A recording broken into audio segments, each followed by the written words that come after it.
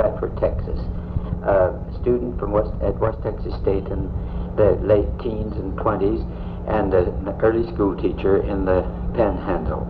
Now, Mrs. Scarth, I want you to start first with your background as, what was your educational background, and even where you were born and the rest of it. Well, I was born in Oklahoma, near Alene, Oklahoma. Was it state then? No, Good. it wasn't. That was in 1903. My birthday is November the 12th, 1903. And Dad had, my father came, he didn't make the run, you know, when they had the strip run, but he did come a few years later and picked up a little triangular, odd-shaped piece of land that no one else would want and bought it. And that's where he and Mother lived when they married. They married in 1899 and lived in a little one-room house there. Dad was a carpenter. His father had been a carpenter ahead of him, and he had learned the carpenter trade. Did they live in a dugout first? No, not there. No, we never did live in a dugout. Dad had, he being a carpenter, he built a little wood frame one-room house that he and Mother started their family in. And then I think that probably before the first child was born, probably they had added one room to it. And then later they added another one, or possibly two. Now, did you say they homesteaded? No, he really didn't homestead it, but he bought up a homestead that someone else for just a little of nothing. You know. How much do you suppose the land was worth then? I really don't know what he paid for it, but it wasn't very much, because this piece that was left was, he had 160 acres, but it was in two plots, kind of an L shape. And part of it was real sandy, and part of it was the old red flat, like it breaks off there in that section of Oklahoma. And I can remember, see, I was not quite 5 when we came to Texas, when he decided to come to Texas. And they had 5 children then. And I can remember, though, coming to Texas, we moved out in wagons. And Mother drove the buggy with two mares, real good little mares, and each of them had a coat. Oh. And we had 2 cows, milk cows, tied behind the buggy. Oh. And she and we kids rode in the buggy. And it was a pretty good-looking buggy for that time. And Dad and 2 other men, one of them his brother-in-law and one an uncle, Dad, brought the wagon loaded with farm machinery and furniture. We all came together and camped out on the way. Stopped to milk the cows. Stopped to milk the cows. Camped beside the road. And you brought along enough food to carry. Yes. Oh, yes. Yes, I think Mother and Dad thought they were, or at least Mother thought they were probably going to starve to death in Texas. And there in Oklahoma, they had a good little orchard, and Mother always had a real good garden. And she had canned until they had a wagon box, just a bed of the old-fashioned wagon. The bottom layer of that was completely full of canned goods, canned fruit and canned vegetables, and cured meats and things that they had brought from back there. They thought coming to West Texas was coming to a land without food and completely desert, didn't they? Well, I think Mother did. Now, Dad had been out the year before and had actually broken up a little bit of the sod on this place that he had bought in Lipscomb County. It was just a quarter section and rather rolling. And he had put a crop out that spring, and this was in the fall, in October when we came. And he had gotten real well acquainted with the family that lived there in the neighborhood by the name of Randolph. And he had stayed with them during the summer and the spring when he was out breaking up the land. And they had a kind of a little ranch, and they wanted to go back to Missouri to visit some of their parents or some of their family, and they needed someone, or were glad to have someone to do their chores and things. So Dad had made arrangements with them, and he moved his family there, and we stayed in their home while they were gone, about a month. Oh. And during that time then, Dad built a house over on our land. Gave you nice opportunity. Now, but by that time, how old were you? I was 5, or nearly 5. That was in October. My You were birthday. about ready to start school then. Tell about how you started the school. Where you started. Well, of course, the school age in Texas was 7, actually. But I started, They didn't pay much attention. they didn't to pay a that. great deal of attention. I started at 6. And the first school, my 2 older brothers were in school when we came, and it was just a little tiny building. I don't think it was, when I think back over it, I used to go and visit with them, go to school. I wasn't in school that first year, but I would go and visit with them. And as I think of it, I don't believe the room could have been more than 12 by 16. And Mr. Dickinson, Charlie Dickinson, was the teacher, and he was a brother to this Mrs. Randolph, where we spent the month when we first came. He was one of the most wonderful teachers I Tell me believe. about Mr. Dickens. Well, he was just a natural. Actually, you felt like he was as interested in you as your own parents were. He just instinctively loved children. And while he taught, they built then, before I started the school, they built a larger school building about half a mile from the old original one. And it sat out in the middle of a pasture with the cattle around it, you know, and not any fences even, and sometimes the cattle would come right up around the school building even. But he had all the grades from the little folks clear on up through good-sized teenagers. And at recesses, he was just as interested in the children's play as he was in their education in the classroom. But even though you could really play and have a good time, and he was just a kid with the kids when the school bell rang, well, there was certainly good discipline in the school building. Did you know when he rang the bell, did you know the expression, it's books? Yes. Yes. The bell's Yes. ringing, it's books. Yes, it's books. Yes. But he was really great, and I learned my, well, as we used to say, our ABCs, sitting on Charlie Dickinson's knee. That's the way he taught the little ones. Well, where'd you get water at that school? They had to bring it. Someone who drove a team or a buggy would have I think maybe possibly Mr. Dickinson did, and he brought cans, like cream cans, you know, or milk cans of water. I bet you had your folding drinking cups. Yes. Those. And everybody brought their lunch, and we had this, what they called an anteroom. Yes. Came in through a hall, and it was just lined with shelves. And each child, or each family, had a certain place that they put their dinner buckets. Oh, you know. yes, your dinner buckets. Some of them were gallon syrup buckets. A lot of them were. With nail holes in the top. Yeah. Yes. So air could escape. Was anybody plutocrat enough to have a lunch basket?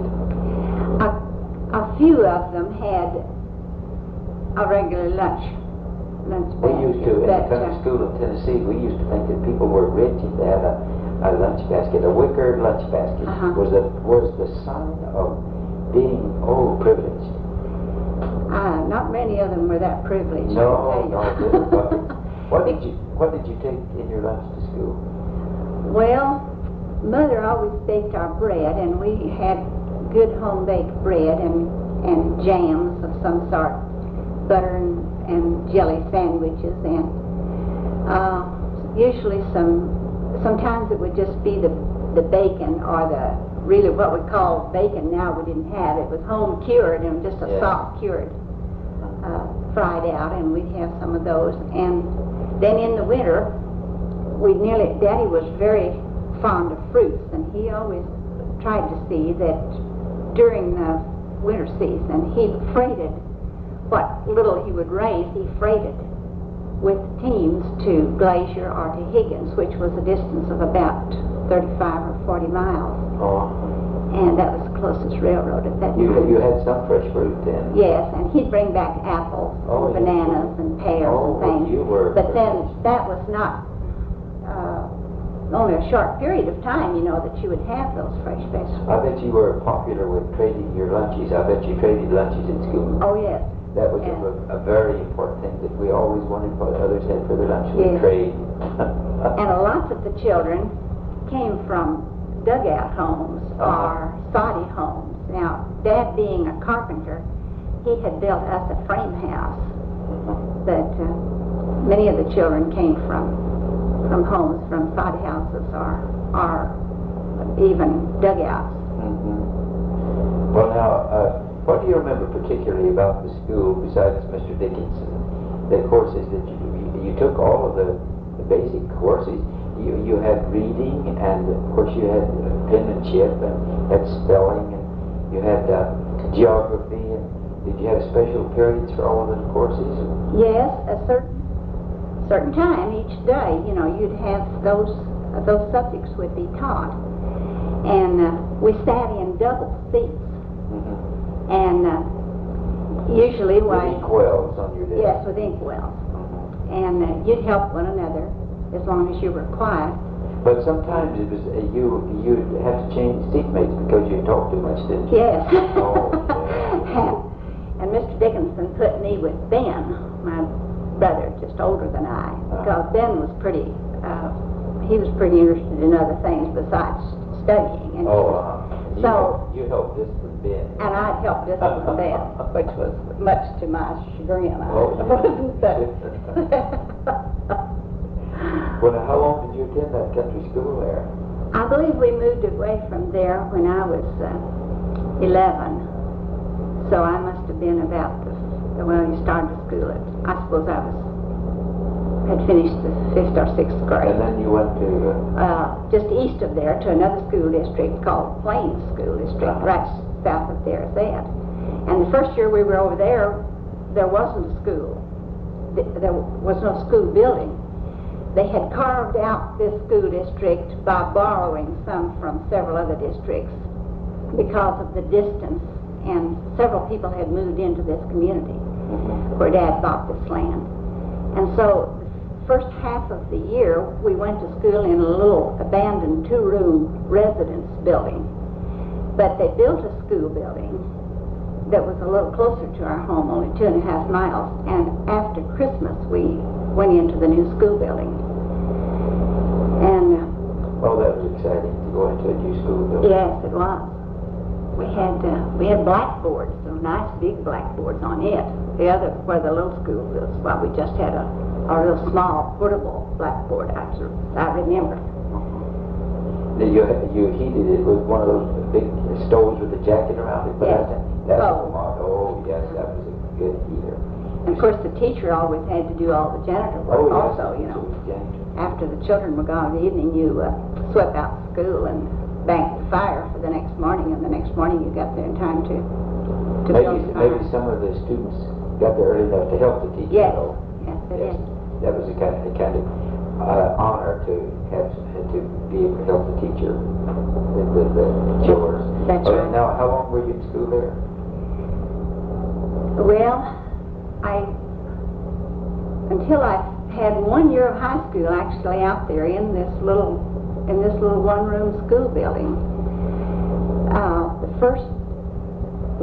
sort of was a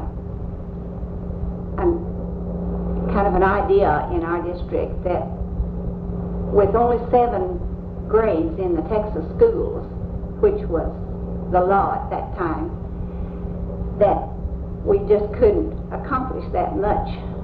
So it was just kind of an unwritten law that you repeated. All children repeated the 7th grade.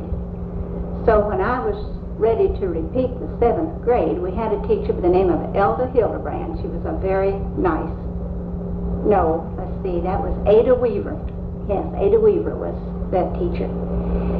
So she told me after I'd gone about a week in the 7th grade that she felt like I was just wasting my time and that I should be doing some high school work. So she told me if I would help her with the little ones, the 1st and 2nd grade children, and hear some of their classes, that she would teach me the 1st year of high school. So she got the books, and I stayed after school some evenings and go early in the mornings and then stay during recess in with her. And she taught me the first year of high school, and that's where I had first year of high school, was out in a little country school. It was a great opportunity for her to use you and a good opportunity for you to use her. Well, I think possibly from this I got the idea that I wanted to be a teacher, that I wanted to teach children. It was kind of teacher training, very well. Yes, it really was. And then when you, after that, now you started to be a teacher, and then you went to summer normal at Canyon, is that right? Yes, I had one more of high school at Derzett. They had, the little town of Derzett had opened up a school then, and it was about 6 miles from our home. And I rode, the next year I rode horseback to school. 6 miles? 6 miles. If it was extremely cold, I stayed with an aunt that lived there. But many mornings, oh, it was so cold. And this little mare that I rode, Dad had bought her from a neighbor, and I remember he only gave $15 for her. And she would run away. The man had used her to hunt coyotes on. And she had one eye. She was blind in one eye, and she'd shy at anything she saw. And so she'd run away with me every morning when I'd start. I couldn't hold her until she had run about a mile or so. That is dangerous. Oh, she was real sure-footed, and I didn't think anything about it. But I'd ride to school and then ride home. And I had a boyfriend that year, and he had a good horse, and so he would meet me down at the school sometimes at Derzett, and we'd ride home together. Oh. And of course I was about 16, I guess, then. And then the next summer, which was been in 1921, I went to Canyon to summer normal, what they used to call summer normal. It was a summer course for teachers. Do you remember how many courses you took? I really can't remember, but it was a lot, probably 12 or 14, something like that. Do you think, or yes, do you know? Yes, the courses ranged from 9 or 10 to 12 or 13. It was amazing the number of courses that you had to take. Who were some of your teachers? Well, you know, I wish I could remember their names. I remember Dr. Defoe. Yes. Defoe. And I didn't agree with him. You know, he didn't want you to. No, he didn't. And we'd get into some real arguments. But I remember going down how the little old ignorant teenage girl that I was. I'd never been anywhere. And Daddy, I got on the train at Higgins. Daddy took me down Higgins, and I went to Canyon. And Daddy didn't realize how much money it took, and I didn't either. And I had no arrangements made, no place to stay. You went alone? I went alone. Oh. And I stayed in a hotel the first night, downtown. Palace Hotel on the corner. I imagine. Yes, I'm sure it was. It's and then the next morning I found my way up to the college, walked. And it was registration morning, and of course people were lined up every place, and I didn't even know which window to go to or what I was supposed to do or anything. I'm almost ashamed how ignorant I was, but it was it was really funny. And I expect that if I'd had enough money left after I finally got my registration fee paid and everything, that I would turn around and come home because I was so discouraged. But I didn't have enough money for train fare back. So, and an older woman, a teacher, possibly in her 40s, I'm not sure that I remember her name. Anyway, she saw how disturbed and... Could it have been Miss Hudspeth? Miss Hudspeth was one of my teachers there. Yeah. But this was a teacher that was going to school there. Oh, she was going to school. And she came up to me and asked me, began to question me, and she found out I didn't have a place to stay. So she said, why don't you stay with us down in this home? And so this was just in a private home, and we got room and board there. And we had to pay our board and room in advance. I think it was $20 a month. And I didn't have quite that much money. So she said, I'll pay it, and you can write your daddy, and he'll send it to me. And of course he did, you know. So I stayed there that summer. Now, what was the name of the place? you remember? It was a little boarding house, right? It's now part of the campus, I think. Yes, all those places were taken into the campus. It was a private home. But you don't remember the name of the No, I don't remember. No. It was a woman and her 2 daughters that ran it. And we had upstairs rooms, and there was a nice big porch on the north with a porch swing on it with the honeysuckle vines all around it, and I'd sit out there and study, which you really had to do. Oh, yes, with all of those courses to stay up with them. I don't see how you did it. And then I took the exam at the end of the term, summer term, and passed it. Did you pass all your courses? Yes, Now you much to my surprise. When you took the examination, you could pass some of them or all of them and then take the test over again if you needed to. Well, I passed this one the first Well, time. good. You were a good student. And then you got to school to teach that. I went back home and I got a school over south of Folliot, southwest of Folliot. It was it's called Fairview School. I know they don't have school out there now. No. But it was in a Russian-German neighborhood. I had 35 students, all of the grades, 6 little beginners. And some of those little beginners came from Russian-German families that did not even speak English. The children didn't. And you had to teach them from that standpoint that they really couldn't even, did not even know the English word or the English letter for it. How did you reach them, not knowing their language? How do you think you did it, as you recall? Most of them had older brothers or sisters that went to school that would interpret. Oh, yes, that was a and that was a great help. Yes. And I had to board I boarded with a family about 3 miles, the first up until Christmas, and they had 3 small children in school, and we drove a buggy, and they were glad to have me help the children with driving and things. But after Christmas, the woman became ill, and I couldn't board with them, so I had to stay in another family, and it was 3 miles from school, and I walked. Walked 3 miles? Walked 3 miles. I thought it would kill me when I first started out, but I just became where I could walk that in just a real short time, really. And they had 3 children also attending school. What time did you get up in the morning to get started? About 6, I think. And then we would leave a little before 8 because I had to be over there in time to build the fire and get the room warm for the children. But there was another Russian-German boy who was the nicest boy. He was about 14, and I think he lived 5 miles.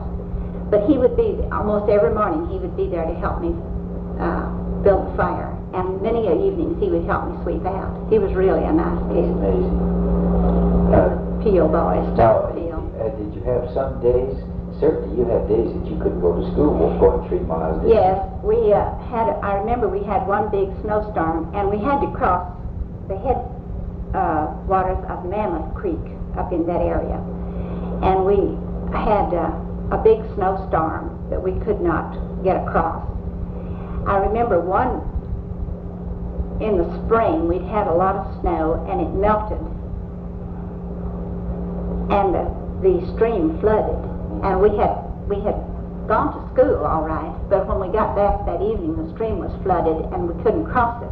But this family where I boarded, met us there with a team and a wagon, and he could get across the stream, and he took us back across. But we had to close school then for 2 or 3 days until this runoff, because it was just the roads were in such shape that a lot of the children couldn't come. Now, you were about 18 years old then, 17. I had my 18th birthday after I started school that fall. And you had all of those children with all. Do you remember any particular difficulty that you had? How in the world did you get organized into all those classes? Did the county superintendent come to help you out, or did No. You did it all we yourself? did it. I did it myself. I had been particularly interested in the method and management course that we had had, and I guess it soaked in on me pretty well.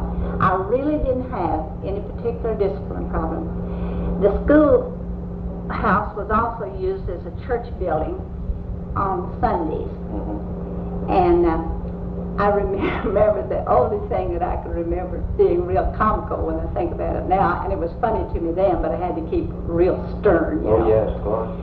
But I had one boy who went to school that year that was the same age as me. But I had no difficulty with that boy. He was really nice. And there were several youngsters that were within a year or two of my age. Mm-hmm. And but they had a Christmas program at the church, you know, at the schoolhouse. Mm-hmm. And when we went back to school after Christmas, this evergreen tree that they had for a Christmas tree was laying out in the yard. Well, we had the little outhouses that they had were one in one corner of the school ground and one in another. Mm-hmm. And they had this little fence, you know, hiding built around it. Yes, I don't know yes. what I want to say. Really no door on Yes, it. kind of screen. Uh-huh. So I thought there was a little too much activity at the last recess down in that area with the boys. So after school was out, I walked down there to see what the interest was. And here those boys had put this Christmas tree inside the boys' toilet. So, filled it up. Just filled it up.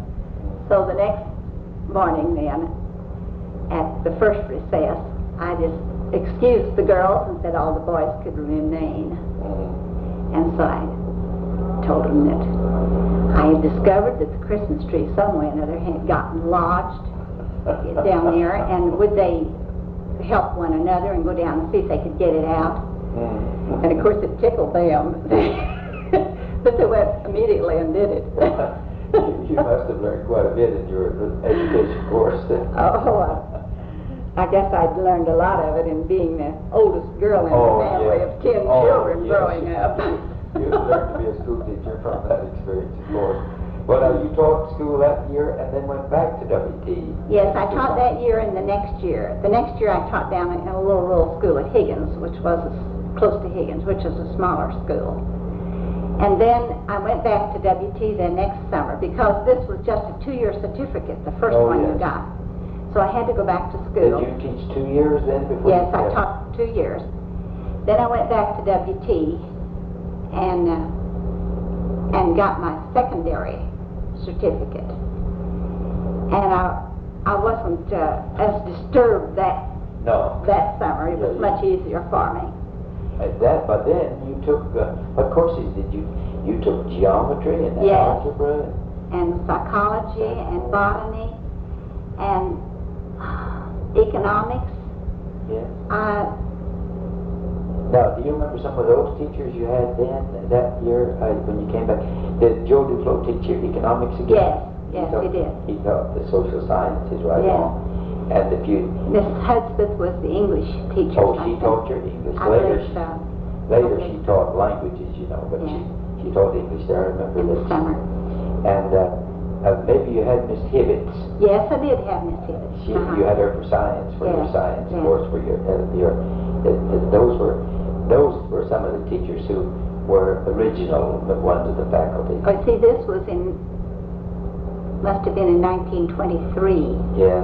I imagine that summer was. The first summer was 1921. This is 1923. Let's see. And the school at WT then, the buildings consisted only of the old administration building, and then a power building and a little infirmary, you know, and a few little things like that. But it was just this one, and I thought it was huge, you know. Oh yes. Especially the first well, year. that was a huge building. Yes, it is. That yet is one of the biggest buildings on a college campus in Texas. Mm-hmm. Of course, now there's in those days that campus was evaluated at something, a few $100,000. Now it's a campus of $50 million investment for the taxpayers of Texas. Well, now back to that. Where did you teach the next year? Well, the next year, after I'd gone to summer normal the second time, I did not get a school that year, and so I went back to high school. See, I'd only had 2 years of high school. Oh yes. And so I went back to Booker. They had started a pretty good school there. And so I decided I would just go to school. After you taught school 2 years? After I taught school 2 years. You learned a lot by that time. I bet you were a good student. Well, yes, I was valedictorian of the class. However, we only had 6. Oh, well, you know, that you had an advantage over the rest. You were a teacher by that time. That you did learn so much. Well, I was 20 years old by that Yes. time, too. Oh, you see, yes, that made which I had some Sure. years behind me. And a good deal of experience. Well, now you Played on the basketball team, though, in Booker. Oh. And in the school plays, just like all the rest of the youngsters yes. did, you know, while I was about 2 years older than the majority of them were. Well, did you help the teachers there then? No, I didn't. Not at Booker, I didn't. But I taught right back at Booker then the next year. Oh, you did? I taught, What'd you teach? I taught 4th and 5th grade. Actually, I taught, another teacher and I split the 4th, 5th, and 6th grade. I had, my homeroom was the 4th grade, and then I had the 5th grade half the time, and she... Retired practice. Now, you graduated from the high school at Booker then in 1923. In the spring of 1924. 24. And then you taught there. How many years did you teach there? I taught 1 year there, and then Booker had become so modern that they were getting state affiliation, and so they needed to have degree teachers, of course, which I was not. And so I couldn't teach back there that next year, and so I taught in Darzette. And in Darzette I had 3rd and 4th grade, and I had met my husband by that time, and we married then at the end of that year. That year. You mentioned that you had to have a degree because that the school had to be affiliated. Tell me a little bit about that requirement. Do you remember? The teachers had to, I believe with the state requirements, you had to have degrees for the school to have its accreditation in the department, whatever department the teacher taught. That's right. And so you were ruled out. I was ruled out because of that. And they started having some standards for the schools then. And then you didn't go ahead with your education because you married. No, I didn't. I married, and we lived on a farm then down. My husband had a farm at Higgins, and we lived on a farm. And I have 4 children, which came along fairly close together. So I didn't have any time for teaching. But after we did move back to Booker then in 1934, and then during the war years of 41 to 45, there was, if you remember, there was a teacher shortage. Yes. And so I substituted in the schools at Booker quite a little bit. And O.G. Henderson was the superintendent of schools there. I saw Mr. Henderson on TV just the other day. He lives in Beaver, Oklahoma. And he tried to encourage me to go back into teaching. He said that if I would go back and go to school during the summer and work on my degree, that they'd use me right there. That wasn't easy for you then? No, not with 4 children, no, so we didn't. Were you on the farm up there during the Dust Bowl years? Yes, we lived at Higgins when it started, the Dust Bowl and the drought, and it just became so severe that, and of course the depression at the same time, you know, until we had to leave the farm, and that's when we moved to Booker, and my husband. What were the conditions? What actually caused you to have to leave the farm? Did you just had 2 or 3 drought years and didn't produce at all? Was that it? That's right, and the prices were so low that you just couldn't make it, or we felt like we couldn't. That there was no.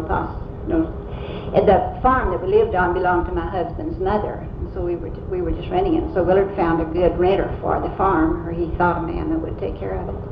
And we moved to Booker, and he started working in a filling station, and soon got the agency for the Ford. So the Dust Bowl just forced you out of farming. That's right. Did you ever go back to it? Yes, we did. We farmed at Higgins, at Hereford. We went to Hereford and farmed down there several years, and then in 1954 we moved to Stratford and bought an irrigated farm up there, and we've been there ever since. And We've done very well, but now the times are very hard again, you know, for farmers. Yes. Many of the ones who are, well, who have recently, if they don't have their land paid for, well, they're in jeopardy again. Yes, of course. Well, you've had a very interesting career, but your school teaching career was a dramatic one because that was an entirely different era for school teachers and for now those country schools don't exist at all. That's right. And then too, I've always had an interest in school because of my own children Yes. too. And during the time that we lived at Booker, I worked with the PTA. They had a PTA organization. I never shall forget when we first went up there that first winter. We hadn't been there very long. And of course I knew the people at Booker because I had taught there and had gone to school there. Mm-hmm. And I was real busy one day, and I had my daughter was just a small baby, and the boys were a little older. They were all in school. But this lady who was vice president, anyway, she was chairman of the nominating committee. So she comes to my house and just begged me to take the vice presidency of the PTA for the next year. And I tried to beg out of it because my health wasn't really good at that time. And she said, we'll all help you, and you're just responsible for the programs. So I thought, well, I'm really flattered, you know, really to be asked to be vice president. Well, before the next school term started, this was in the summer, the president moved away. So I was president of the PTA. Yes. And I worked for many years. And I had some very interesting experience, and I feel like I was able to contribute something to our school system there. Oh yes, but because of your experience as a teacher, you had feeling toward the job. Well, I think someone who has been a teacher and then is a parent can look at it from both sides. Yes, yes. Well, this has been an interesting interview, and you've contributed quite a little bit here to our tape, and thank you very much. Well, I'm glad to do it if it's any help.